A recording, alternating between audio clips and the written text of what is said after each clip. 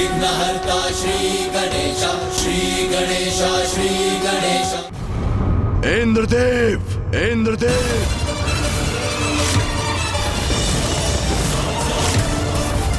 इंद्रदेव, अभी यहां लौटिए, इसी क्षण।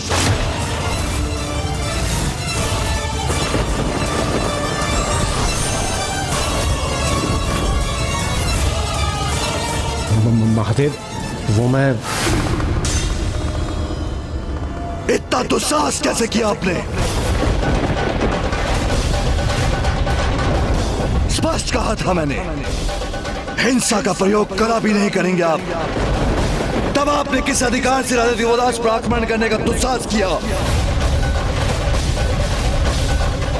महादेव, मुझसे बहुत बड़ी भूल हुई है। वो मैं बस!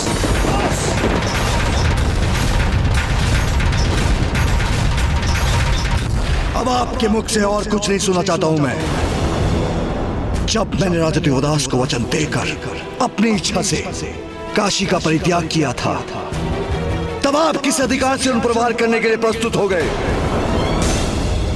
आपको अपने इस दोष का भीषण दंड भुगतना ही होगा।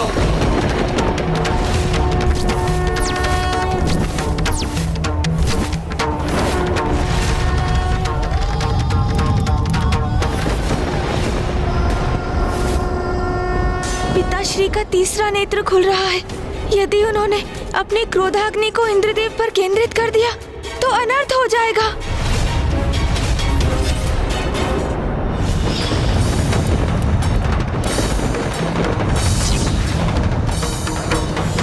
पूर्व में एक बार महादेव की क्रोधाग्नि का सामना कर भस्म होते होते बचा हूं, किंतु इस बार प्रतीत होता है मैं नहीं बच पाऊंगा। पिताश्री, कृपया करके शांत हो जाइए।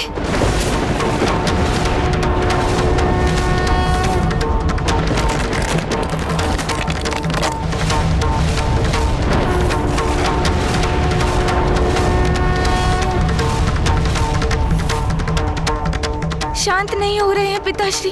उनका क्रोध तो और भी बढ़ता जा रहा है। मामा जी, फूफा जी, आप ही पिताश्री की क्रोधाग्नि को शांत करने में सहायता करें।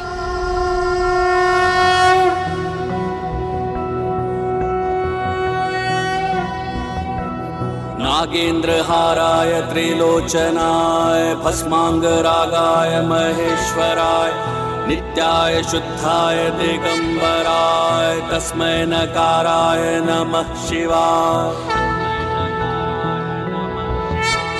मंदाकिनी सलिल चंदन चर्चिताय नंदीश्वर प्रमथनाथ महेश्वराय मंदार पुष्प बहु पुष्प सुपूजिताय तस्मै मकाराय नमः शिवाय।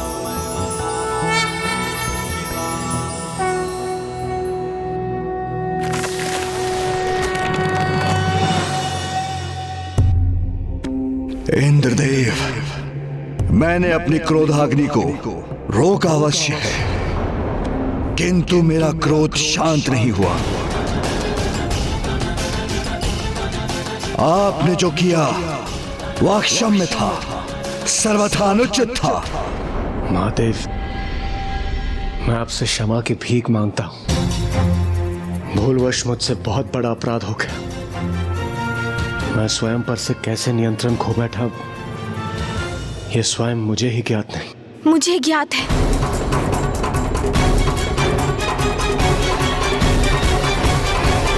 पिताश्री, इंद्रदेव ने जो भी किया वो क्षम्य तो नहीं, किंतु वो स्वयं पर नियंत्रण क्यों खो बैठे, उसका कारण ज्ञात है मुझे। ऐसा क्या कारण हो सकता है गणेश कि इंद्रदेव परिणाम का विचार किए बिना मेरे आदेश का उल्लंघन करने के लिए प्रेरित हो गए? उनकी असुरक्षा का भाव पिताश्री।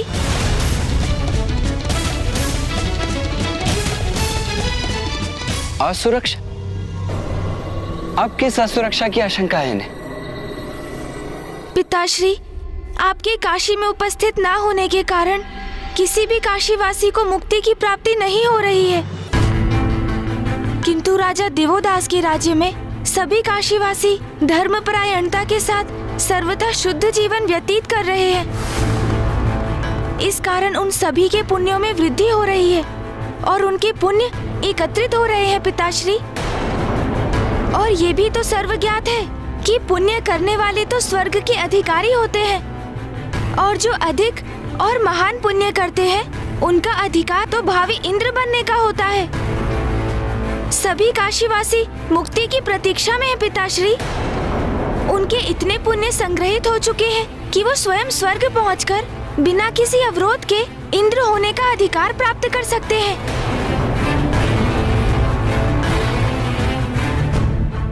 अभी तो हमारे मध्य एक ही इंद्रदेव है, किंतु अति शीघ्र अनेकों इंद्रदेव प्रस्तुत हो जाएंगे। एक ही सिंहासन के अनेकों प्रत्याशी, और तब मौलिक इंद्रदेव का कोई मूल्य नहीं रहेगा। अपने पद की गरिमा खोने का भय ही देवराज इंद्र के क्रोध का कारण बना, जो राजा दिवोदास पर फूटने ही जा रहा था, क्योंकि उन्हीं के कारण अब इंद्रदेव का पद संकट में है। प्रथम पूज्य गणेश जी सर्वथा उचित कह रहे हैं महादेव। मेरी शंका ही मेरे क्रोध में परिवर्तित हो गई। इंद्रदेव, ये कैसा कृत्य व्यवहार है आपका? आप इतने स्वार्थी कैसे हो सकते हैं? क्या आपके पद और सिंहासन के अतिरिक्त और कुछ भी महत्वपूर्ण नहीं रहा आपके लिए? ऋषि जगेश्वर की स्थिति प्रति क्षण गंभीर होती जा रही है इंद्रदेव। यदि उन्हें शीघ्र महादेव के दर्शन प्राप्त नहीं हुए तो अपने प्राण त्याग देंगे और हम सभी ब्राह्मण हत्या के महापाप के भागीदार होंगे। हम सभी यहाँ पर एकत्रित हुए ताकि हम किसी प्रकार महादेव को पुनः काशी ले जाएं। और आपको केवल अपने पद की चिंता है। जो हुआ सो हुआ, अब उस पर विचार करने का क्या लाभ? हमारी समस्या तो अभी भी यथावत है। कोई समाधान नहीं खोज पाए हैं हम अभी तक। मेरे पास इस समस्या का एक हल है। यदि आप त्रिदेव सहमत हो तो मैं काशी जाऊं?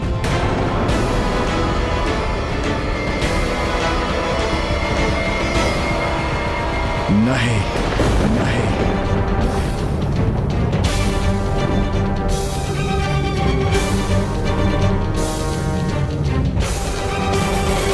यदि मैं धृष्टता कर रहा हूं तो मुझे क्षमा कीजिए पिताश्री, किंतु हमें आपके काशी लौटने का कोई ना कोई उपाय तो करना ही होगा, क्योंकि काशी को आपकी आवश्यकता है, आपके भक्तों को आपकी आवश्यकता है। महर्षि जगेश्वर आपके दर्शन के लिए व्याकुल है और माँ बड़ी ही अधीरता से आपकी प्रतीक्षा कर रही है पिताश्री।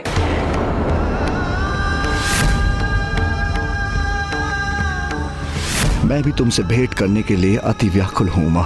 यदि धर्म और कर्तव्य से ना बंधा होता तो इसी क्षण तुम्हारे पास लौटा था। सूर्यदेव, यदि मैं आपको काशी जाने की अनुमति दूं तो आप किस युक्ति का प्रयोग करेंगे? महादेव, इस समय काशी के जन साधुता और धर्म परायणता के मार्ग पर है और यही आपके काशी लौटने में बाधक है, क्योंकि जब तक वहां सदा धर्म का पालन होता रहेगा, वहां की यथा स्थिति में किसी भी परिवर्तन की कोई आवश्यकता नहीं होगी। फिर आपका क्या सुझाव है सूर्यदेव? प्रथम पूज्य गणेश जी, काशी की प्रजा कितनी भी धर्मनिष्ठ क्यों ना हो, किंतु वहां कभी भी धर्म का उल्लंघन ना हो, ऐसा कैसे संभव है? कभी ना कभी किसी ना किसी से कोई भूल तो होती होगी। बस हमें उसी भूल का संधान करना है। भूल का संधान करना होगा हमें? हाँ महादेव, उसी भूल को आधार बनाकर हम राजा दिवोदास के शासन पर प्रश्न चिन्ह लगाकर उसे समाप्त कर सकते हैं। महादेव, मैं सूर्यदेव के सुझाव से सहमत हूं। काशी में आपके भक्तों की शांति के लिए, सृष्टि के उद्धार के लिए और आपके और देवी आदिशक्ति के संयोग के लिए केवल यही एक उपाय शेष है हमारे पास। और सूर्यदेव तो त्रिकालदर्शी हैं। यदि काशी में कोई अपने धर्म पथ से विमुख भी हुआ तो उन्हें अवश्य ज्ञात हो जाएगा, क्योंकि सूर्य सृष्टि के कण कण में विद्यमान है और उनकी किरणों से तो कोई भी अछूता नहीं रहा।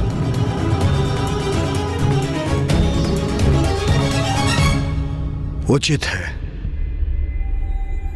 किंतु स्मरण रहे, जो भूल इंद्रदेव ने की वो पुनः ना हो।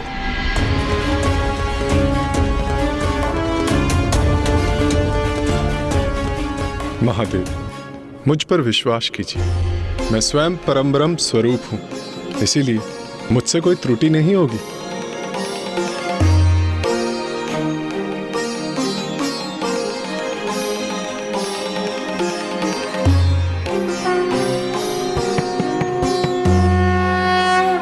सूर्यदेव, अब तो सब आपके ही हाथों में है।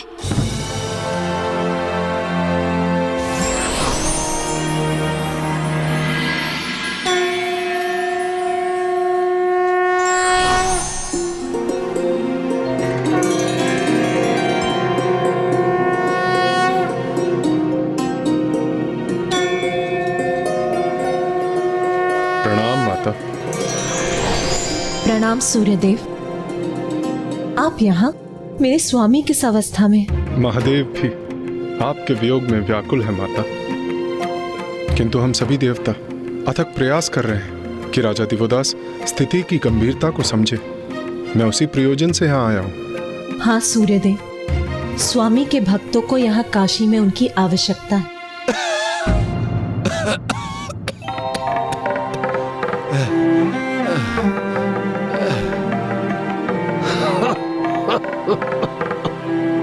ओम नमः शिवाय, ओम नमः शिवाय। कितना कठोर हृदयहीन राजा दिवोदास का। ओम नमः शिवाय। जो प्रभु के भक्त को उनके दर्शन से वंचित रखे, वो राजा धर्मनिष्ठ कैसे हो सकता है?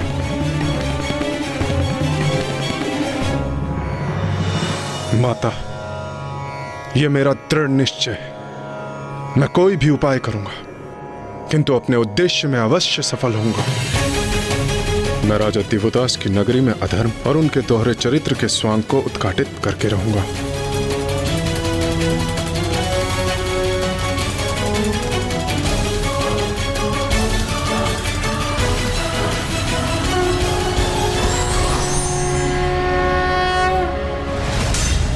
नहीं, कहीं सूर्यदेव भी क्रोधावेश में अपना नियंत्रण ना खो बैठे।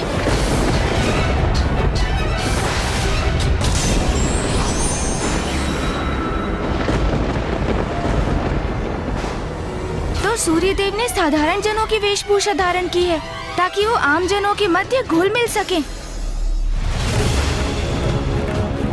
कुछ नहीं छिपेगा मेरी दृष्टि से।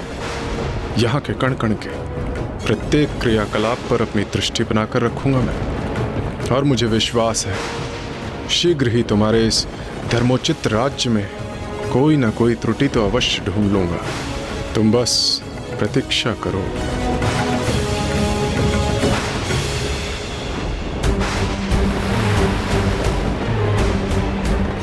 नाथ, मुझे कुछ अप्रिय होने का आभास हो रहा है, जैसे कोई आपके साथ अनिष्ट करने का प्रयास कर रहा हो।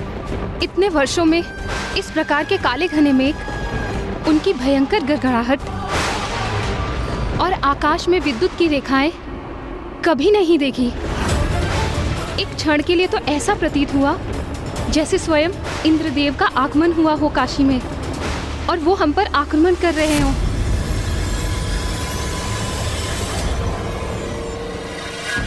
आप चिंता क्यों करती हैं देवी सरला? देखिए, काशी नगरी को ध्यान से देखिए। स्मरण रहे, यहाँ धर्म की सत्ता है। काशी का प्रत्येक नागरिक धर्म का अनुसरण करता है और यही काशी की समृद्धि का कारण भी है। यहाँ का एक भी ब्राह्मण ऐसा नहीं है जिन्होंने वेदों का अध्ययन न किया हो।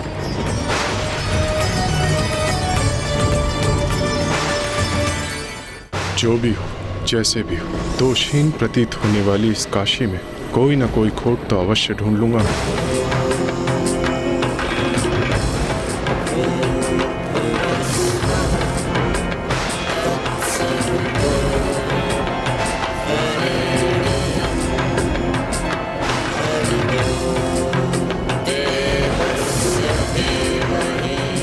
यहाँ तो इनके द्वारा वेदों के उच्चारण ने इस स्थान को पवित्र कर रखा है। मुझे अधर्म की खोज के लिए अन्यत्र स्थान पर जाना होगा।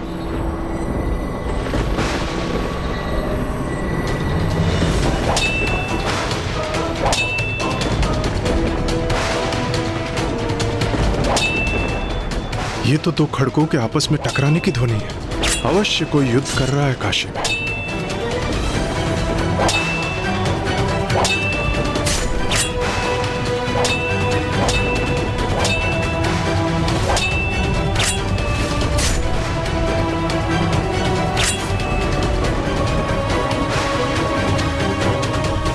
प्रतीत होता है सूर्यदेव ने वो भूल अवश्य ढूंढ ही ली।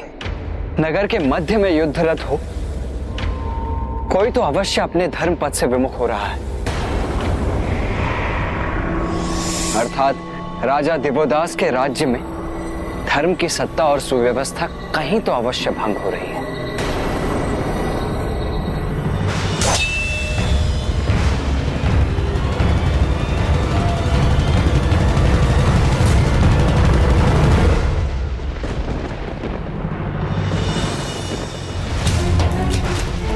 आज का हमारा अभ्यास यही समाप्त होता है, कल हम पुनः मिलेंगे।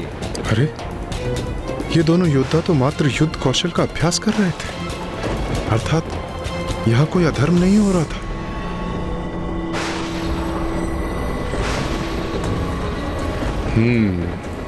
क्रय विक्रय स्थल, अर्थात यहाँ कपट की सर्वाधिक संभावना है।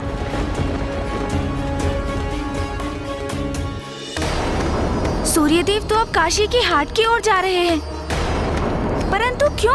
क्या है उनकी अगली योजना?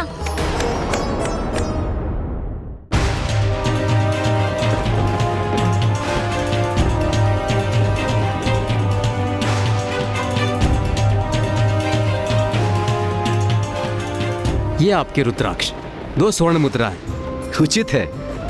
मेरी पत्नी पूजा के लिए इनकी माला बनाने के लिए बहुत इच्छुक है। मैं अन्य सभी कार्य समाप्त कर आता हूँ, फिर इन रुद्राक्ष मनकाओं को मैं ले जाऊंगा, तभी मैं इनका भुगतान भी कर दूंगा। जी, जैसा आप चाहें। जी धन्यवाद।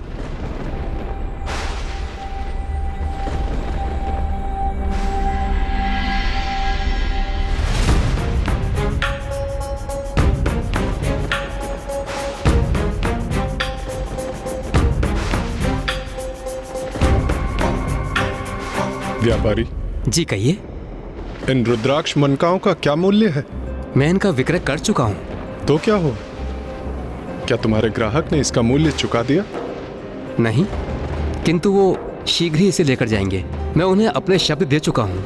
हाँ हाँ, मैंने देखा। 2 स्वर्ण मुद्राएं नियत की है ना तुमने। मैं तुम्हें 5 स्वर्ण मुद्राएं दूंगा और मूल्य भी अभी चुकाऊंगा।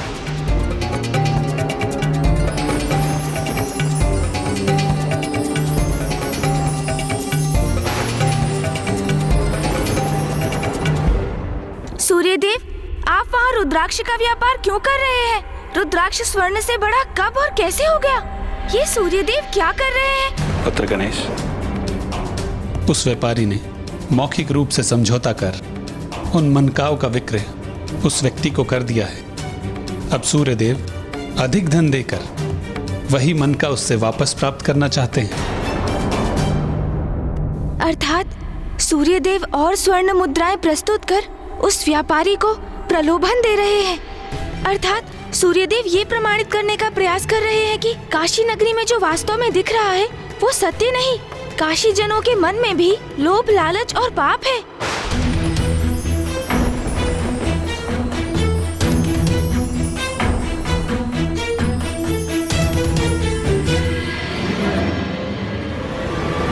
मुझे क्षमा करें,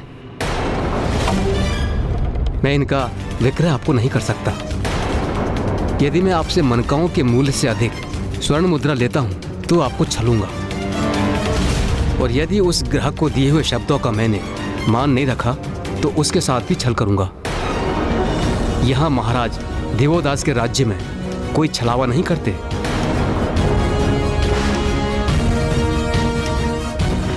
आश्चर्य, घोर आश्चर्य, इतनी सत्यता।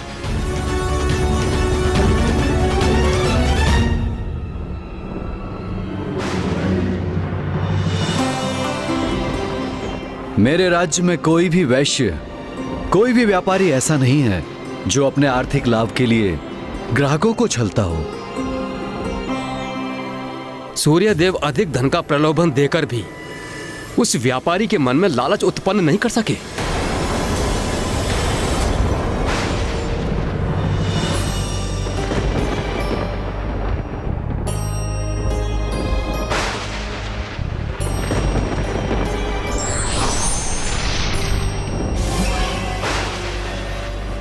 ब्राह्मण देव,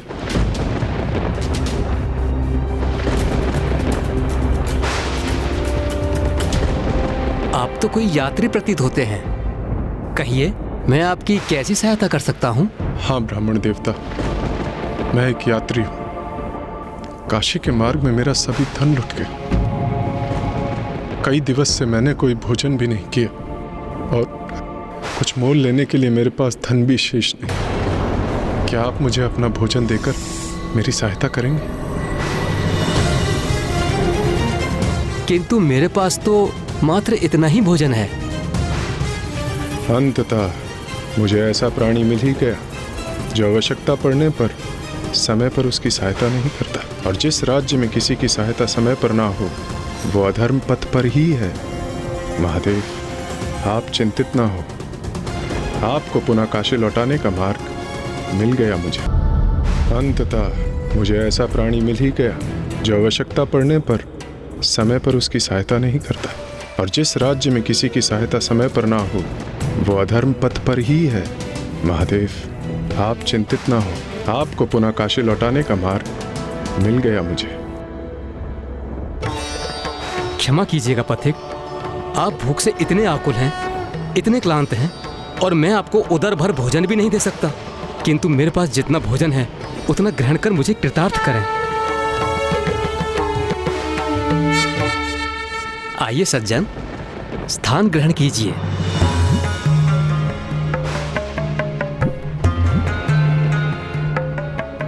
आपके साथ तो बहुत बुरा हुआ है। ये लीजिए, ये भोजन स्वीकार कीजिए।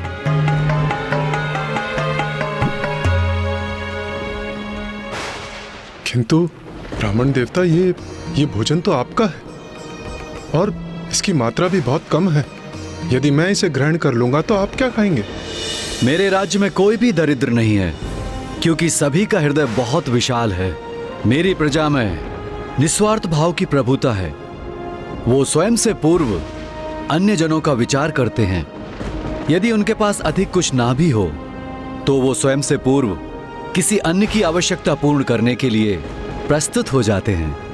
महाराज दिवोदास के राज्य में कोई भी भूखा नहीं रहता है, क्योंकि प्रतिदिन वो राजभवन के द्वार निर्धनों और दरिद्रों के लिए खोल देते हैं और स्वयं भोजन परोसते हैं।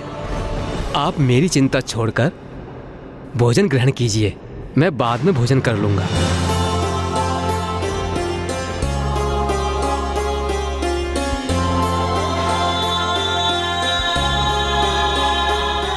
कितना निस्वार्थ भाव है इस नगर के वासियों में। धन्य है काशी नगरी। लीजिए, अब सूर्यदेव स्वयं भोजन भी करने लग गए। आप जाकर महाराज दिवोदास से सहायता की याचना क्यों नहीं करते? मुझे विश्वास है वो आपकी सहायता अवश्य करेंगे। नहीं नहीं ब्राह्मण देवता, मैं तो एक गरीब यात्री हूँ और वो महाराज, भला वो मेरी सहायता क्यों करेंगे? क्योंकि यही तो स्वभाव है हमारे महाराज का। वो प्रजा की सेवा के लिए सदैव तत्पर रहते हैं, और आप काशी प्रवेश कर चुके हैं तो आप भी उनकी प्रजा में सम्मिलित हो चुके हैं। मैं इन राजा दिवोदास का बहुत गुणगान सुन चुका हूं। आप लोग सभी उन्हें इतना महान क्यों मानते हैं?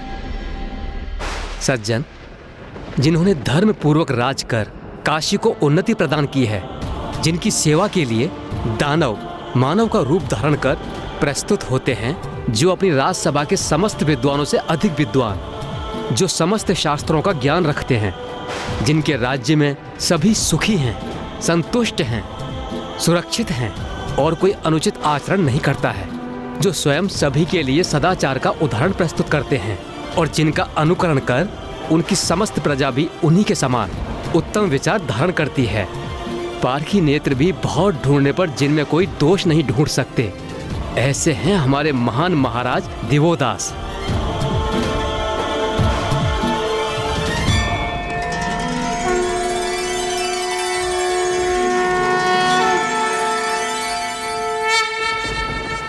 क्षमा करें सज्जन,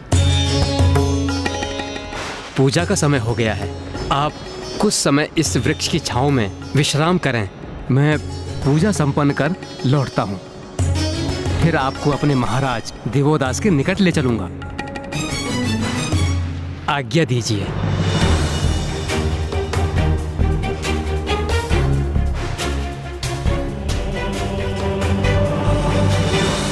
देवी सरला, जब तक मैं और मेरी प्रजा धर्मोचित आचरण करते रहेंगे, हमें कोई तनिक भी क्षति नहीं पहुंचा सकता। इसलिए आपको किसी भी प्रकार की चिंता करने की आवश्यकता नहीं है।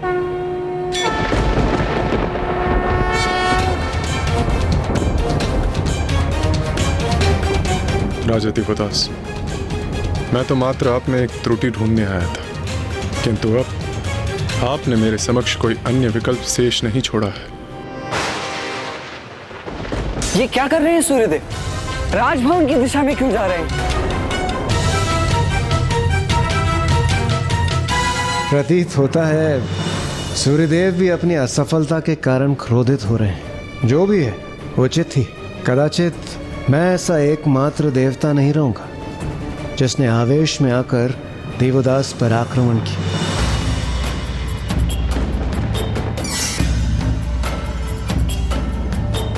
स्वस्ति न इंद्रो वृतश्रवाः स्वस्ति न पूषा विश्ववेदाः स्वस्ति नस्तारक्षो अरिष्टनेमिः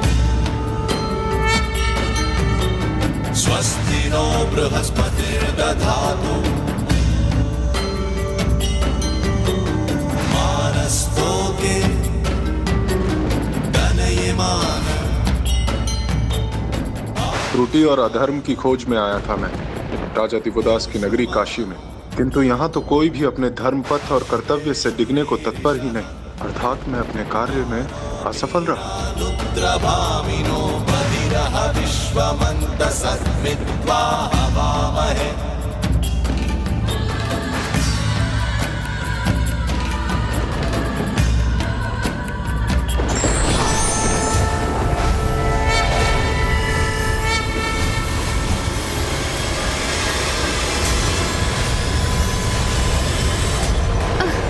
अरे सूर्यदेव ये क्या कर रहे हैं? उनके प्रकाश में इतनी वृद्धि क्यों हो रही है? गणेश, मुझे शंका हो रही है कि सूर्यदेव काशी में कोई भूल ढूंढने में असमर्थ होकर हताश हो रहे हैं और अब उनकी यह हताशा उनके क्रोध में परिवर्तित हो रही है। ये उचित नहीं हो रहा है गणेश। सूर्यदेव के भीतर कोई विचार तो अवश्य उत्पन्न हो रहा है, इसलिए वो इतनी तन्मयता से राजा दिवोदास के राजभवन को देख रहे हैं। वो जो भी हो, बस उनका क्रोध ना हो, क्योंकि इस बार यदि कोई भूल हुई तो पिताश्री के क्रोध को रोकना असंभव हो जाएगा।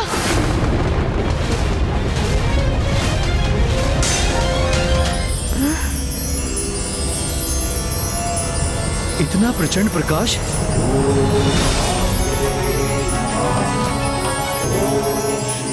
सूर्यदेव यहाँ? वो यहाँ क्यों आए हैं?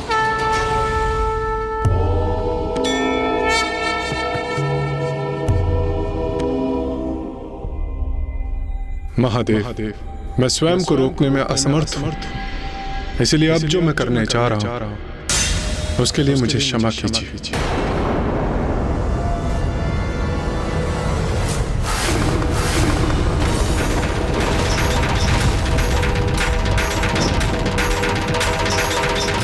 सूर्यदेव को रोकना होगा, निश्चित रूप से ये परीक्षा नहीं है। महाराज दिवोदास, मैं काशी से इतना प्रभावित हूँ कि मैं स्वयं इस पावन नगरी को अपना निवास बनाने जा रहा हूँ। इस पावन नगरी को अपना निवास बनाने जा रहा हूँ। इस पावन नगरी को अपना निवास बनाने जा रहा हूँ। इस पावन नगरी को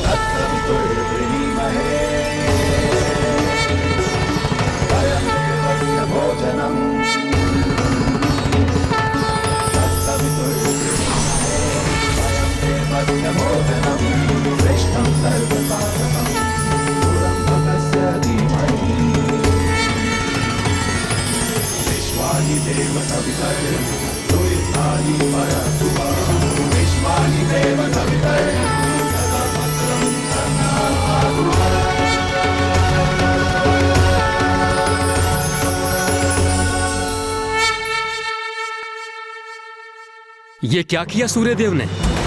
वो तो काशी गए हुए थे राजा देवोदास के राज्य में कोई भूल को ढूंढने के लिए, किंतु वो तो स्वयं काशी में ही वास करने के लिए तत्पर हो गए। ऐसा क्यों किया उन्होंने? राजा दिवोदास के कारण। राजा दिवोदास के कारण।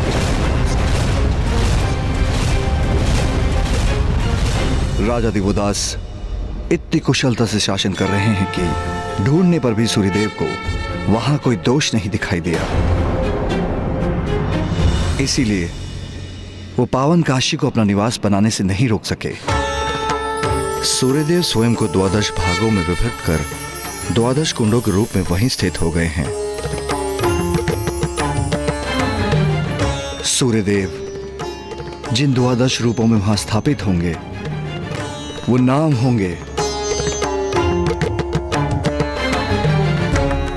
लोलार्क, लोलार्क, उत्तरार्क, सांबादित्य, ध्रुपादित्य, मयूखादित्य, खगोलकादित्य, अरुणादित्य, वृद्धादित्य, वैमलादित्य, गंगादित्य एवं यमादित्य। लोलार कुंड की महिमा अद्भुत होगी।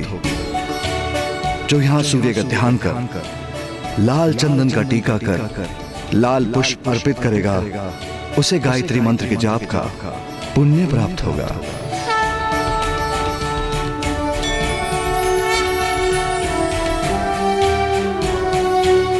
सूर्यदेव, काशी में अपना कुंड स्थापित कर और सदा उपस्थित रहने की इस कृपा के लिए आपका कोटि कोटि धन्यवाद।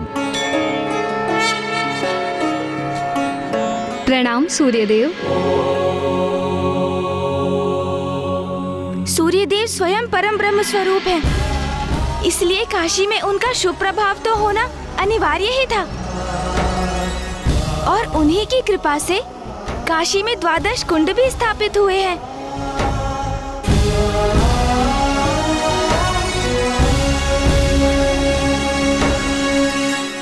किंतु जो भी हो, हमारी समस्या तो अभी भी वहीं स्थिर है। समय बीतता जा रहा है। ऋषि जगेश्वी अभी भी अन्न जल का त्याग कर पिताश्री के दर्शन को आतुर है। महादेव। माँ भी पिताश्री के काशी लौटने की प्रतीक्षा में है।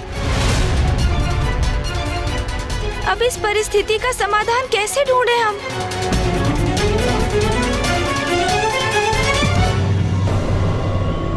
अब हम सभी देवता विवश हैं निराश होने के लिए। ऐसा मत कहिए इंद्रदेव, इस कठिनाई से बाहर निकलने का कोई तो मार्ग अवश्य होगा। जब तक मार्ग प्राप्त होगा, हम सभी स्वर्ग से निष्कासित हो चुके होंगे। स्वर्ग से हमारा निष्कासन? ये आप क्या कह रहे हैं इंद्रदेव? आप सभी इस भ्रम में मत रहिए कि केवल मेरा ही पद संकट में है। यदि पुण्य एकत्रित करने वाले सभी जीव इंद्र पद पर स्थापित हुए तो उनमें से कुछ निम्न पुण्य अर्जित करने वाले भावी अग्निदेव, वरुण देव, वायुदेव और सूर्यदेव भी कहलाएंगे। अर्थात महादेव का काशी में ना होना हम पर एक महान संकट का रूप लेकर मंडरा रहा है। किंतु अब हम करें तो करें क्या? आप स्वयं काशी गए थे तो महादेव के प्रकोप से भस्म होते होते रहे। अब सूर्यदेव काशी गए हैं तो उन्होंने काशी को ही अपना निवास बना लिया है। अर्थात अब हमें और कोई उपाय शेष दिखाई नहीं दे रहा है। एक उपाय अभी भी शेष है। तो शीघ्र बताइए इंद्रदेव, क्या है वो?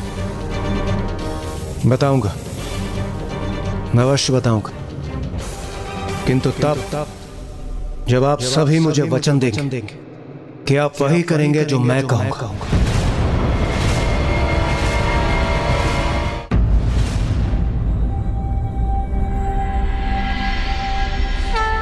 योगिनी माताएं, हमें दर्शन दीजिए।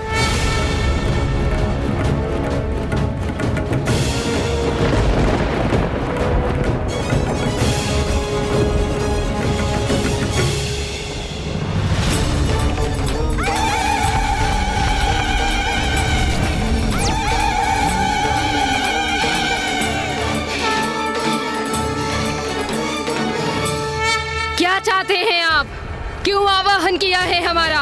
माताओं, आप सभी यहाँ हैं, किंतु ये उचित नहीं होता कि ऐसे समय में जब माता आदि शक्ति को आपकी सहायता की आवश्यकता है तो आप उनके साथ होती।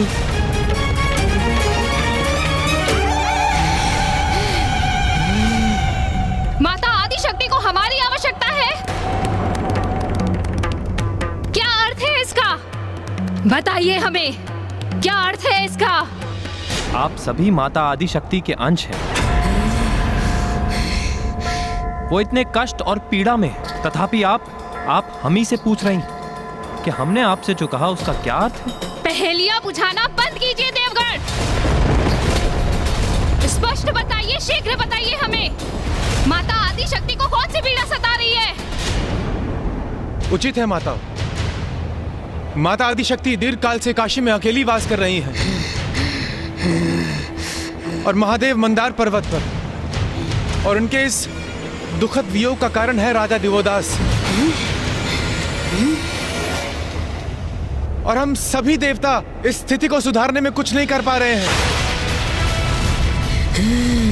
हम सभी के लिए माता आदि शक्ति का कष्ट असहनीय है, इसलिए हम सब का आपसे अनुरोध है, अब आप ही कुछ कीजिए, अब आप ही कुछ कीजिए माता।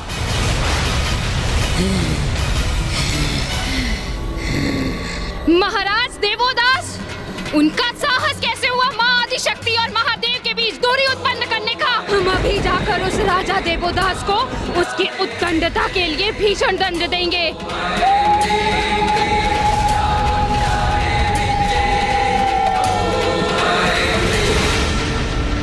किंतु माता,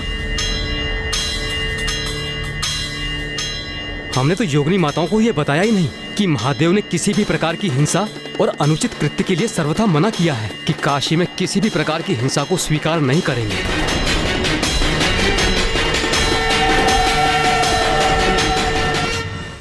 योगिनी माताएं तो काशी की ओर अग्रसर हो रही हैं, जो सर्वथा अनुचित है। वो काशी की ओर अवश्य जाएंगी और वहाँ जाकर सब तहस नहस कर देंगी। योगिनी माताएं तो प्रचंड आवेश में है, वो काशी की ओर बढ़ी ही जा रही है। किंतु ये कैसे हुआ? उन्हें वहाँ जाने के लिए प्रेरित किसने किया?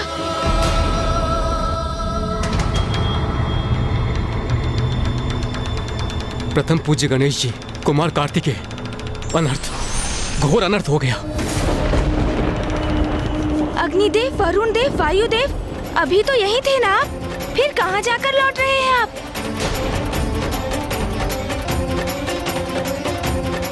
पुत्र गणेश, देवताओं का यहाँ से अचानक प्रस्थान करना और पुनः चिंतित स्थिति में वापस लौटना, यही तुम्हारे प्रश्न का उत्तर है कि योगिनियों में रोष उत्पन्न करके उन्हें काशी जाने के लिए किसने प्रेरित किया।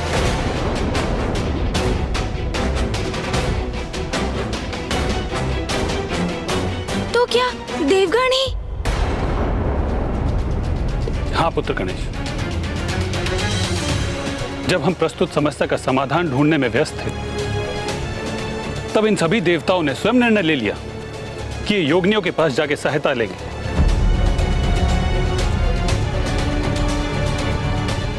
क्यों देवराजेंद्र, सत्य कहा ना मैंने? आपने ही भ्रमित किया है ना देवगणों को, योगिनियों के पास जाकर उन्हें राजा दिवोदास के विरुद्ध उकसाने के लिए।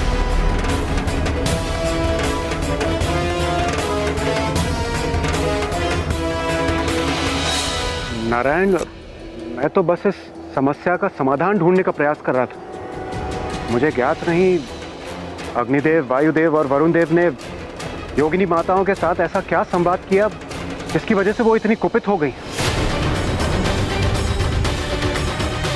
अच्छा इंद्रदेव, वहां हम गए तो अवश्य थे, किंतु ये सुझाव तो आपका ही था ना? शांत हो जाइए आप सभी देवगण, ये समय आरोप प्रत्यारोपण का नहीं है। क्या ये संभव कि योगिनी माताएं राजा दिवोदास को समझाने में सफल हो जाएं?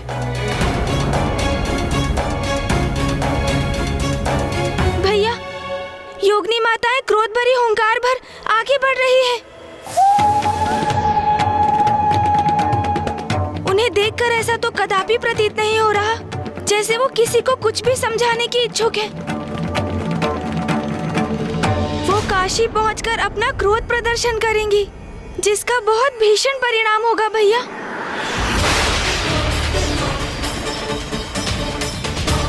देवगण, आपने योगिनी माताओं को पिताश्री के आदेश की सूचना तो दी थी ना कि काशी में किसी भी प्रकार की कोई हिंसा नहीं होनी चाहिए। राजा दिवोदास को बलपूर्वक कोई विवश नहीं करेगा, उस पे किसी प्रकार की हिंसा का प्रयोग नहीं करेगा।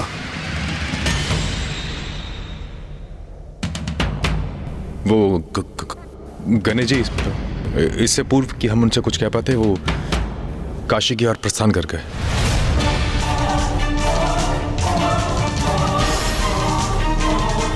इंद्रदेव, ये कैसा अनर्थ कर दिया आपने?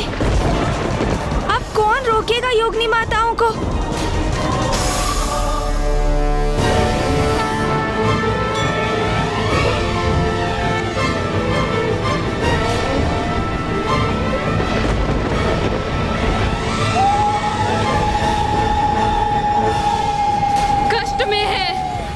कष्ट में है माता।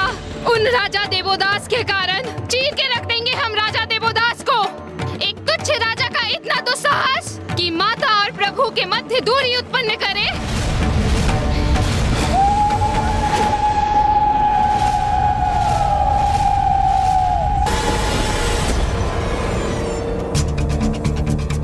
भैया, इससे पूर्व की योगिनी माताएं क्रोध में आकर कुछ अनुचित कर दे और पिताश्री का क्रोध चरम पर पहुंच जाए, हमें इस स्थिति को किसी प्रकार संभालना होगा। हाँ गणेश, हमें यथाशीघ्र वहां पहुंचना चाहिए। पुत्र गणेश, पुत्र कार्तिकेय, योगिनियां अत्यंत कुपित हैं। क्रोधावेश की उनकी इस अवस्था में उन्हें रोकना असंभव है। इसीलिए अभी उन्हें शांत करने का प्रयास का परिणाम तो और भी विध्वंसक होगा। कभी कभी जब स्थिति नियंत्रण से बाहर हो जाए तो उचित यही होता है कि उसमें हस्तक्षेप ना किया जाए, अन्यथा संकट और भी बढ़ सकता है। तो क्या आपका यही सुझाव है फूफा जी कि इस संकट को टालने के लिए हम कुछ ना करें, हाथ पर हाथ धरे बैठे रहें? नहीं भैया, हम ऐसा कदापि नहीं करेंगे। किंतु फूफा जी उचित कहते हैं, कदाचित इस समय योगिनी माताओं को हमारे समझाने का प्रयास अग्नि में घृत के ही समान होगा। इसलिए संकट का समाधान उचित युक्ति से करना होगा, और वो युक्ति मुझे सूझ चुकी है।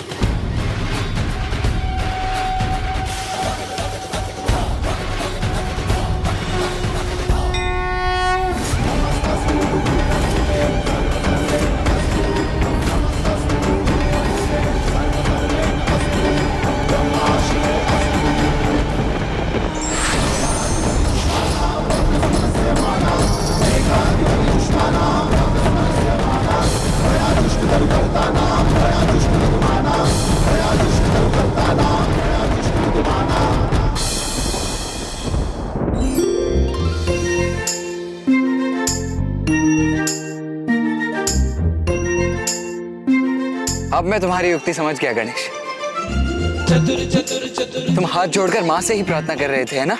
हाँ भैया, मैं माँ से यही याचना कर रहा था कि वो इस संकट से हमारी रक्षा करें, क्योंकि योगिनी माताओं को रोकने में यदि कोई सक्षम है तो वो एकमात्र है माँ।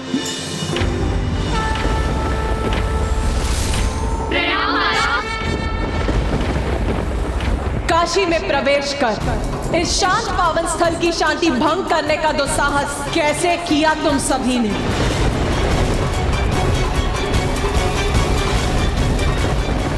आपका दुख कैसे सहती माता? हम उस राजा देवोदास को उचित पाठ सिखाने चली आई थी। हम ये अधिकार किसने दिया तुम सभी को? ये भ्रांति कैसे उत्पन्न हो गई तुम सभी के मन में कि मैं स्वयं राजा देवोदास को पाठ सिखाने में समर्थ नहीं हूँ? इतने वर्षों से शांत रहकर ये अपार वेदना सही मैंने, कुछ नहीं कहा, कुछ नहीं किया। तो जब स्वयं मैं शांत हूँ, तुम सभी को यहाँ आकर यहाँ के क्रियाकलाप में हस्तक्षेप करने का अधिकार किसने दिया?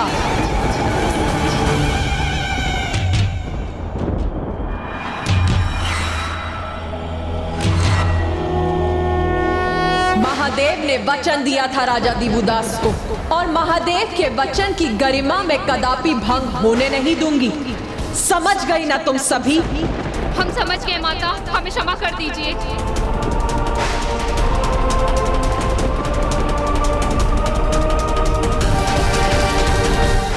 जिसकी रचना स्वयं महादेव ने की, अत्यंत पावन है ये काशी नगरी।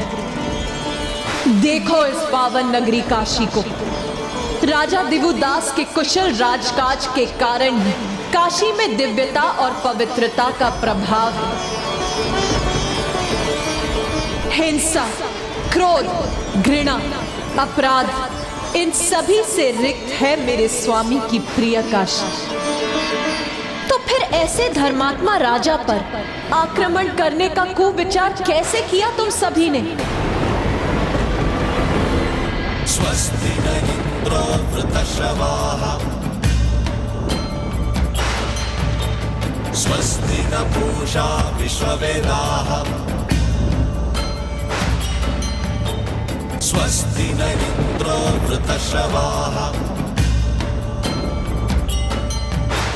स्वस्ति न पूषा। काशी में इस वातावरण का प्रभाव तो हम पर भी हो रहा है। हमारा क्रोध शांत हो रहा है और इसका श्रेय यहाँ के राजा दिवुदास को ही जाता है। कितना भव्य और दिव्यता से परिपूर्ण व्यक्तित्व है उनका।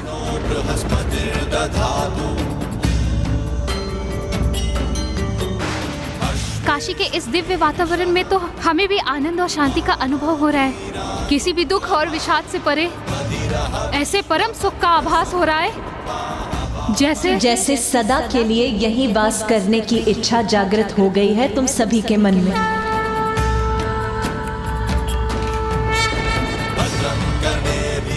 हाँ माता, महाराज देवोदास तो वास्तव में महान है। उन्होंने काशी को इतना सुखमय बनाया है। माता, यदि आपकी अनुमति हो तो हम हमारा निवास यहीं स्थापित कर लें।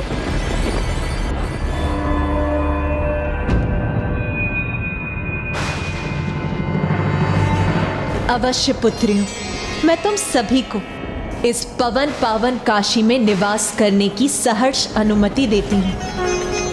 धन्यवाद माता।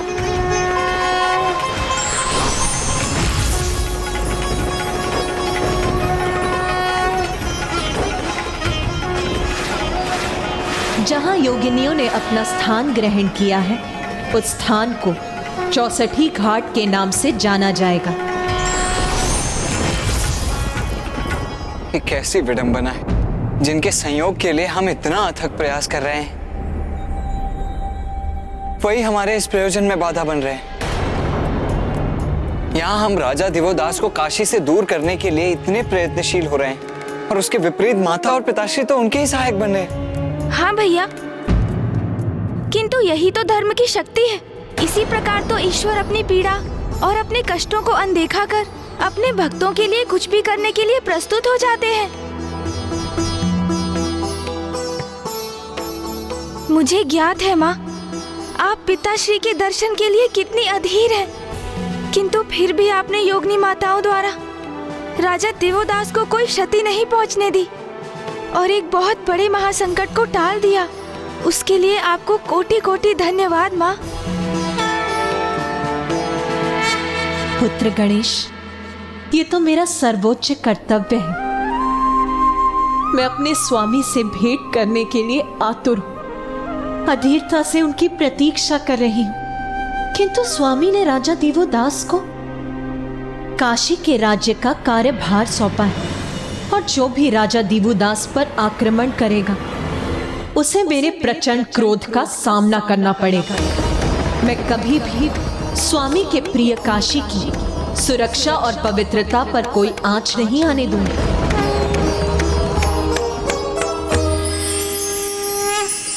अब तो योगिनी माताओं ने भी काशी में अपना निवास बना लिया है। अग्निदेव, इसे आप अपना सौभाग्य मानिए कि माता ने योगिनी माताओं को राजा दिवोदास पर प्रहार कर उन्हें किसी भी प्रकार की क्षति पहुंचाने से रोक दिया। अग्नि देव है आप। आपको तो ज्ञात होना चाहिए कि अग्नि का प्रकोप किस प्रकार सब कुछ भस्म कर सकता है। और आप तो राजा दिवोदास पर योगिनी माताओं का आक्रमण करवाकर पिताश्री की प्रचंड क्रोधाग्नि जागृत करने जा रहे थे। हाँ गणेश, ये तो तुम सर्वथा उचित कह रहे हो। ये तो बहुत बड़ा संकट टल गया। किंतु गणेश, अब पुनः हम वहीं के वहीं हैं जहां से हमने आरंभ किया था। हमारी समस्या तो अभी भी जहां की तहां ही है। ओम नमः शिवाय, ओम नमः शिवाय। और अब हमारे पास अधिक समय भी शेष नहीं है। ऋषि जगेश्वर की स्थिति तो निरंतर गंभीर होती जा रही है।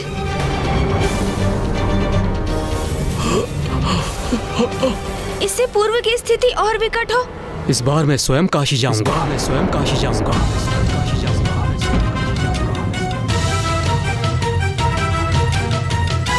अच्छा, अब आप वहां जाएंगे, परंतु वहां आप करेंगे क्या? मैं तो जो पूर्व में हुआ उसी से चिंतित हूं। पहले देवराज इंद्र वहां गए, उन्होंने महादेव में क्रोध उत्पन्न कर दिया। फिर योगिनियां, उन्होंने देवी आदिशक्ति में रोष उत्पन्न कर दिया और सूर्य देव तो वहीं वास करने लगे। अब आप वहां जाने के लिए तत्पर हैं। कुछ उपाय है आपके पास? क्या करेंगे आप वहां? नारायण का प्रश्न सर्वथा उचित है ब्रह्मदेव। हम देवताओं ने संपूर्ण प्रयास कर राजा दिवोदास के राज्य में त्रुटि ढूंढने के, किंतु हम सफल नहीं हुए। हमारे पास ऐसा कुछ भी नहीं है जिसके आधार पर हम राजा दिवोदास पर आरोप मढ़ सके।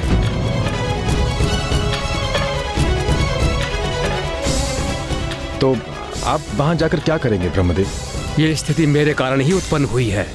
मेरे द्वारा राजा दिवोदास को दिया गया वरदान ही महादेव के काशी छोड़ने का कारण बना। तो इसका समाधान ढूंढना भी अब मेरा ही कर्तव्य है। राजा दिवोदास के धर्म पालन की अत्यंत कठिन परीक्षा लूंगा मैं। हम सभी ने राजा दिवोदास के राज्य में जाकर त्रुटियां खोजने का प्रयास किया और सभी असफल रहे। किंतु इस बार परीक्षा के लिए राज्य नहीं, अपितु राजा स्वयं होगा।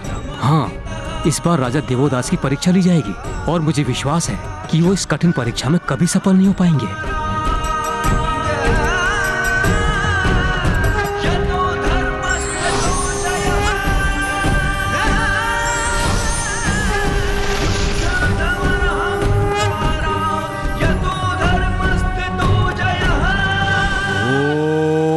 ब्रह्मदेवाय नमः। ओम ब्रह्मदेवाय नमः।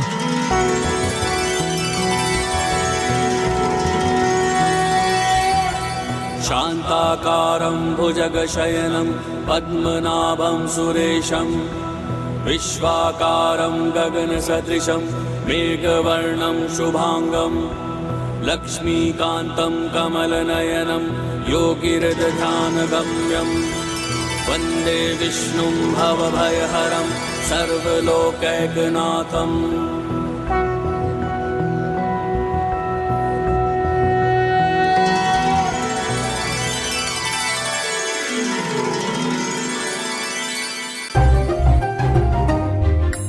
वाह ब्रह्मदेव, राजा दिवोदास की परीक्षा लेने के लिए आपको मेरे ही नाम का जप सूझा।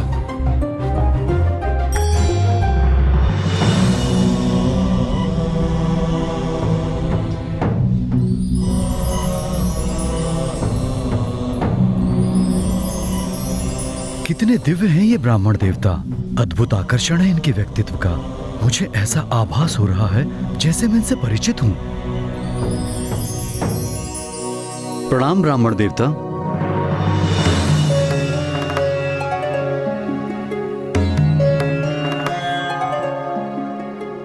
प्रणाम।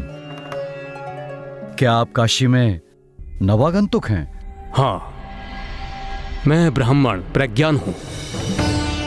बहुत दूर से एक विशेष प्रयोजन से काशी आया हूं। मुझे बताइए ब्राह्मण देवता कि आपका विशेष प्रयोजन क्या है? कदाचित मैं आपकी सहायता कर सकूं। मेरी सहायता यहां एक ही व्यक्ति कर सकता है। वो हैं काशी नरेश महाराज दिवोदास। क्योंकि मैंने काशी में महायज्ञ करने का संकल्प लिया है। पर इस महायज्ञ में काशी के महाराज देवोदास को मेरी सहायता करनी होगी। मैंने उनकी धर्मपरायणता के बारे में बहुत सुना है, किंतु क्या ब्राह्मण देवता? किंतु मुझे उनसे भेंट करने में संकोच हो रहा है। वो चाहे कितने ही धर्मनिष्ठ क्यों ना हो, है तो वो राजा ही ना।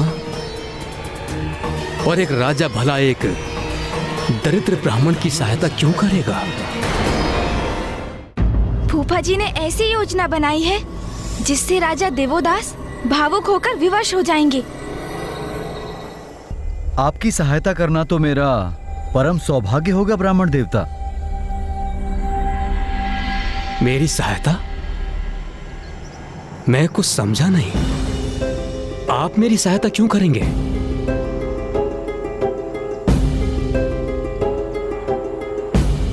क्योंकि मैं ही काशी नरेश देवोदास हूं। आप मेरे राज्य में यज्ञ करेंगे, मुझे अत्यंत हर्ष होगा। धन कोश से जितने भी धन की आवश्यकता हो, आपकी सहायता को प्रदान कर मुझे अत्यंत सुख प्राप्त होगा। धन धान्य अथवा अन्य किसी प्रकार की सहायता नहीं चाहिए मुझे। मेरे यज्ञ की पूर्ति के लिए स्वयं आप उसके भागीदार बने, इतना ही चाहिए मुझे। मुझे आदेश दें ब्राह्मण देवता, मैं आपकी सेवा में प्रस्तुत हूं। किंतु स्मरण रहे राजन, मेरे यज्ञ में किसी भी प्रकार की त्रुटि स्वीकार नहीं करूंगा मैं। और एक बार सहायता का वचन देने के उपरांत मेरे प्रत्येक आदेश का पालन करना होगा आपको। मैं जो भी मांगू वो सब प्रस्तुत करना होगा। आप निश्चिंत रहें ब्राह्मण देवता, मैं वचन देता हूं कि मैं आपके किसी भी प्रकार के आदेश का उल्लंघन नहीं करूंगा।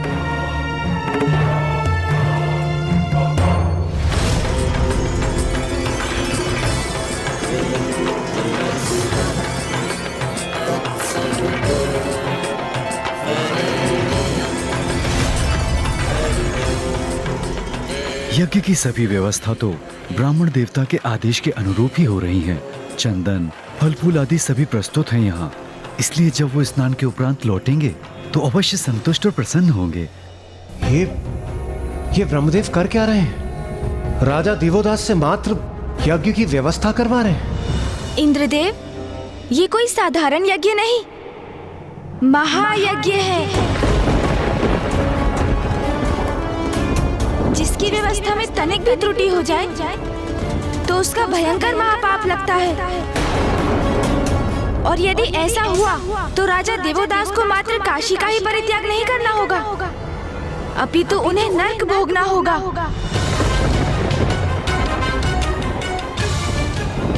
फूफा जी बहुत कठोर परीक्षा ले रहे हैं राजा देवोदास की। महाराज देवोदास, ब्राह्मण देवता, आपके निर्देशानुसार यज्ञ की वेदी तैयार है। कदाचित आप भूल गए महाराज, मैंने आपको स्पष्ट निर्देश दिए थे कि इस महायज्ञ में आप स्वयं मेरे सहायक होंगे। फिर इस आयोजन में इन सेवकों का क्या औचित्य?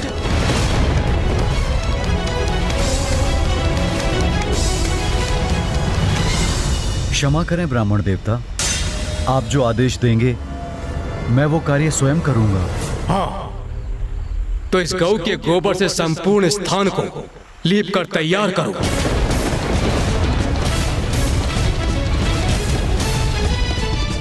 उचित है ब्रह्मदेव, आपने कार्य भी किया तो कैसा। एक राजा गौ का गोबर अपने हाथों में लेकर कभी उसे मैला नहीं करेगा। अब अवश्य त्रुटि होगी धर्मनिष्ठ राजा देवोदास से। त्रुटि तो कदाचित आपसे ही हो गई है अग्निदेव, राजा देवोदास को समझने में, इसलिए शीघ्रता में कहे गए आपके वचन सत्य नहीं हुए। यदि ब्रह्मदेव धर्म के जनक हैं, तो राजा देवोदास भी सच्चे धर्मनिष्ठ हैं। अब ब्रह्मदेव की परीक्षा में राजा देवोदास उत्तीर्ण होते हैं या नहीं, इसके लिए आपको धैर्य रखना होगा। जो आज्ञा ब्राह्मण देवता।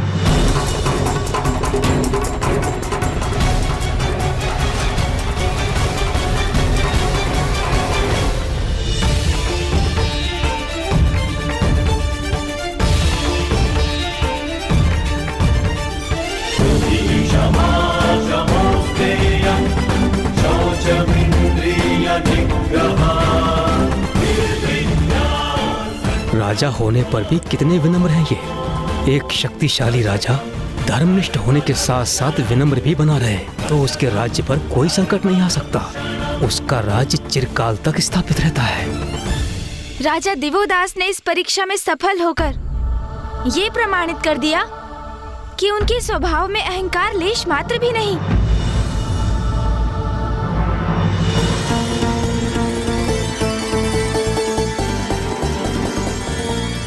उचित है। अब जाओ, स्वयं उत्तर दिशा में स्थित वन में जाकर यज्ञ के लिए विशेष समिधा एकत्रित करके लाओ। उत्तर दिशा? उत्तर दिशा में स्थित वन से समिधा लाने के लिए महाराज को बहुत ही कठोर और दुर्गम यात्रा करनी होगी। उत्तर दिशा के वन तो काशी से अत्यंत दूर है। ये अकेले कैसे संपन्न कर पाएंगे? महाराज, आपकी सहायता हेतु अपने साथ चलने की अनुमति दीजिए। नहीं, तुम लोग यहीं रुकोगे ब्राह्मण देवता के पास। ये काम कठिन है, विषम है, संकटों से भरा है, किंतु ब्राह्मण देवता के महायज्ञ के लिए मेरे अकेले जाकर संविधा लाना अति आवश्यक है। इसलिए जो ये चाहते हैं वैसा ही होगा। मेरा यज्ञ शीघ्र ही आरंभ होने वाला है, इसलिए स्मरण रहे राजा दिवोदास, प्रथम प्रहर तक यज्ञ के लिए संविधा मिल जानी चाहिए, अन्यथा वो स्वीकार नहीं होगा।